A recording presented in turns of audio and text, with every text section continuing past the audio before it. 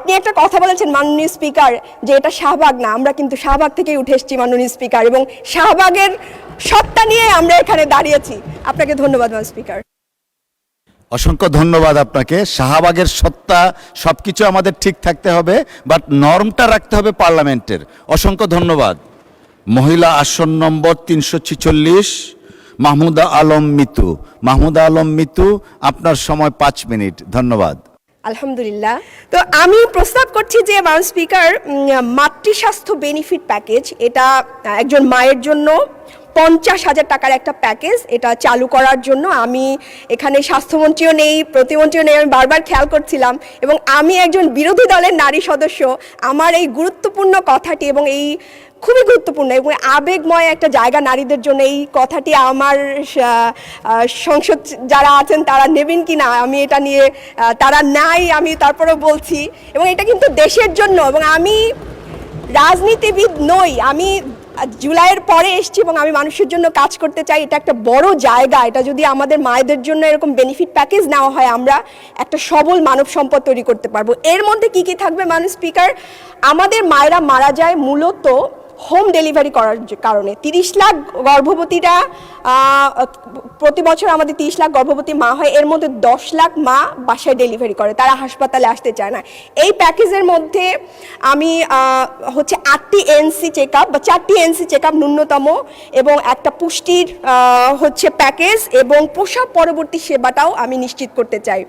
মাননীয় স্পিকার, আমি আপনার একটু দৃষ্টি আকর্ষণ করছি, এই প্যাকেজের জন্য নতুন কোনো অর্থ বাস্তবায়নের দরকার নাই বা বরাদ্দের দরকার নাই। যেই বরাদ্দ প্রতি বছর ফেরত যায়, সেই বরাদ্দ দিয়ে আমরা বাংলাদেশের নারীদেরকে নিরাপদ প্রসব ব্যবস্থা করে দিতে পারি।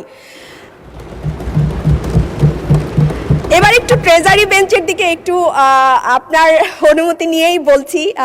মাননীয় স্পিকার, সরকার অনেক ভালো ভালো নারী বান্ধব প্রজেক্ট নিয়েছেন এবং আমি এটাকে সাধুবাদ জানাই, কিন্তু আমি অত্যন্ত দুঃখের সাথে বলতে চাই যে ওখানে 37 জন নারী আর এখানে আমরা 13 জন নারী, অথচ টিআর কাবিখার বরাদ্দে আমরা মাত্র 13 জন বঞ্চিত হলাম। মাননীয় স্পিকার, অত্যন্ত দুঃখের সাথে এবং বিনয়ের সাথে অথবা জনগণকে আমি জানাতে চাই, যেই সরকার তার সামনে চেয়ারে বসা নারীদের সাংবিধানিক অধিকার রক্ষা করে না, সমান চোখে দেখে না, সেই সরকার কিভাবে সারা বাংলাদেশের নারীদের অধিকার রক্ষা করবে? মাননীয় স্পিকার, বলতে চাই না, তারপরে বলতে হয়, এর মধ্যে বাংলাদেশে অনেক বড় বড় মিরাকল ঘটে গেছে, এবং আমাদের মাননীয় স্থানীয় সরকার পল্লী উন্নয়ন সমবায় মন্ত্রীর উপজেলায় যেই কাজ হয়েছে সেটা অন্যান্য। মাননীয় স্পিকার, আমাকে 2 মিনিট দিতে হবে।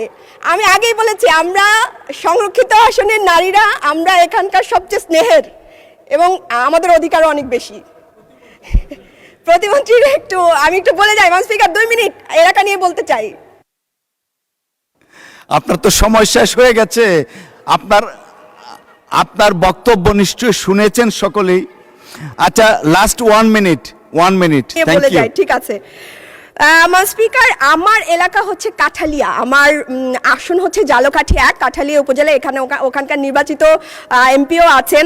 তো আমাদের সবারই একটা দাবি, কাঠালিয়া উপজেলার যে হাসপাতালটি, এটি হচ্ছে কাঠালিয়া উপজেলা থেকে 10 মাইল দূরে, এবং মাত্র 2টি ইউনিয়নের লোক যারা আছে তারা ওই স্বাস্থ্যকেন্দ্রের সুবিধা ভোগ করতে পারে, কিন্তু মেইন উপজেলায় কোনো হাসপাতাল নাই।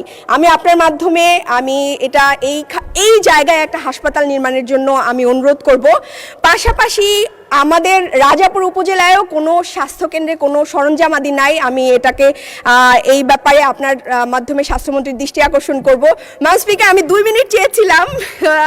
থ্যাংক ইউ, আপনাদেরকে ধন্যবাদ। আজকে সংসদে প্রথম বক্তব্য।